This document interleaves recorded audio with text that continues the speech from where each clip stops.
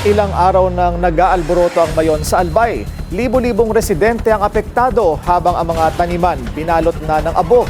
Yan ang agenda report ni Ryan Reloban ng Abante, live mula sa Daraga, Albay. Ryan, kumusta na ang sitwasyon dyan? Willard, sa patuloy ng pag-aalboroto ng bulkan, hindi lang buhay at kaligtasan ng mga residente ang nanganganib.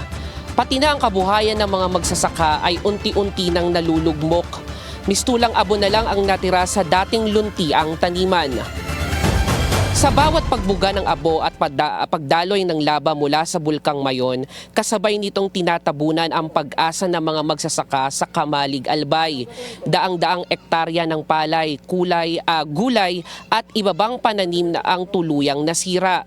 Kabilang sa mga apektado ang magsasaka na si Mark mula sa Barangay Kirangay, na hindi na nagpaunlak ng interview pero nilibot niya tayo sa lawak ng pinsala sa kanilang hanap buhay.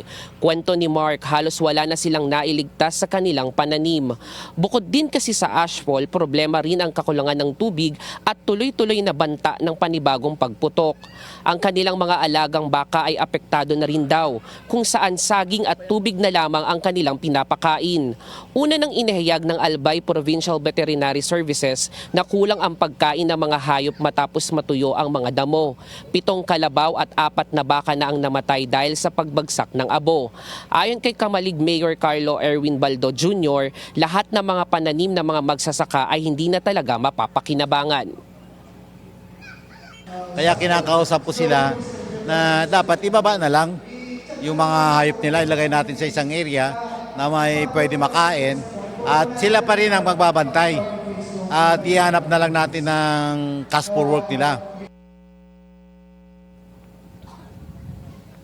Sa huling datos, umaabot na sa mahigit 6 milyon pesos ang halaga ng pinsala sa agrikultura sa Albay dahil sa ashfall mula sa Mayon.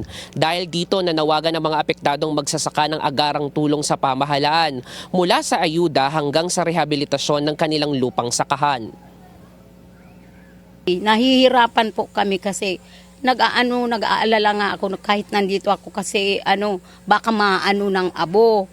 Sabi ko nga ng asawa ko, magdasal lang tayo parang di yung hayop kasi nalulugi kami.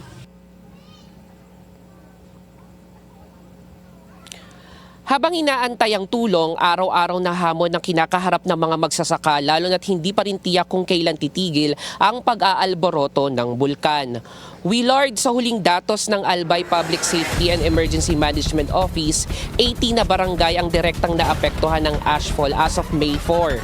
Ang mga bayan ng Kamalig, Ginubatan, Libon at Lunsod ng Ligao na nakapagtala at labis na naapektuhan ng malaking volume ng ashfall mula sa Bulkang Mayon. 8,129 na pamilya o 28,082 na individual ang apektado sa Kamalig, 26,654 na pamilya o katumbas ng 91,225 na individual sa Ginubatan at 8,626 na individual sa Ligao City. Aminado ang PHIVOLCS na posibleng tumagal pa ng ilang linggo ang aktibidad ng Bulkang Mayon.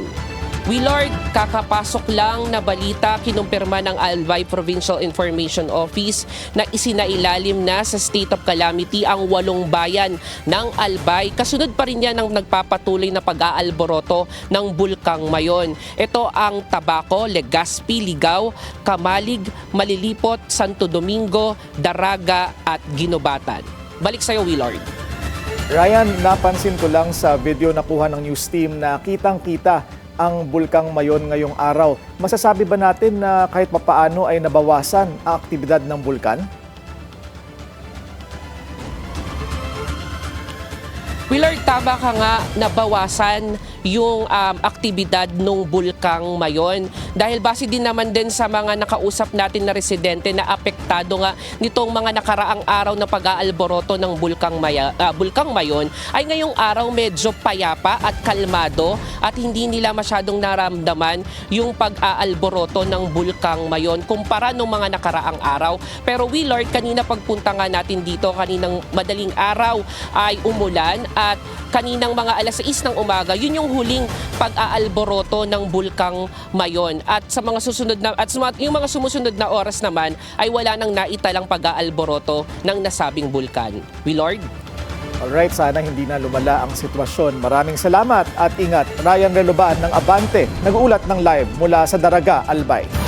Manatiling nakatutok sa Bilyonaryo News Channel. Sumubaybay sa aming social media accounts at mag-subscribe sa aming YouTube channel para sa mga eksklusibong balita at storya.